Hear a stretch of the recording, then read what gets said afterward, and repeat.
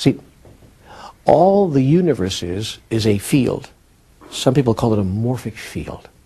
I call it a field of experience, a field of expression, life expressing life itself. It's a contrasting field, a field of contrasting elements, if you please.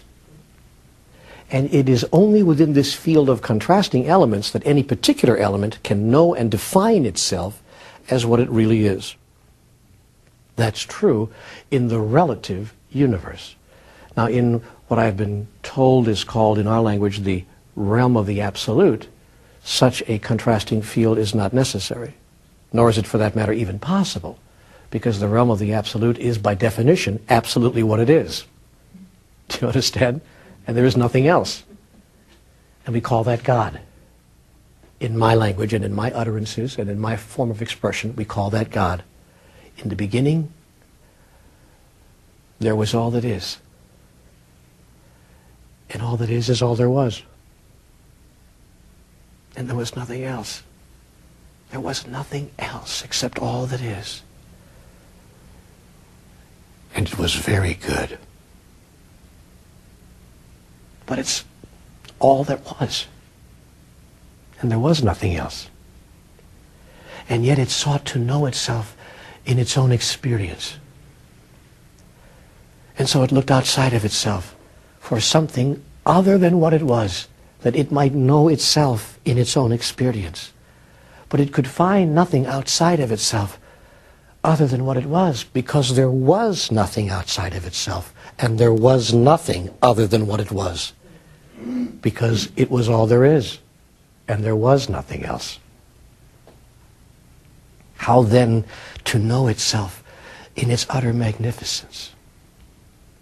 And so that which we call God ceased to look outside of itself, for there was no place outside of itself to look.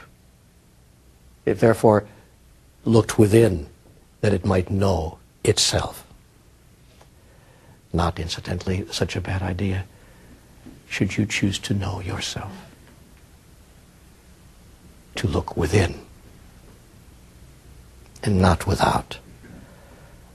For those who fail to go within, go without. And so God looked within. And in the interior of that which is God, did God see all the magnificence for which it searched. And it literally imploded. That is to say, God turned herself inside out for us. And imploded into 1,000 kajillion different parts, going here and there, up and down, left and right, and all of a sudden, here and there, up and down, left and right, were created. Fast and slow, big and small, were suddenly created in that glorious moment, in that first thought that produced God in its kajillion elements, that each one of the elements racing from the center at a thing that was now called speed, and created the illusion that we now call time.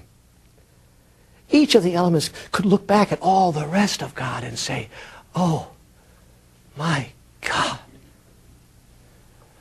how wondrous thou art.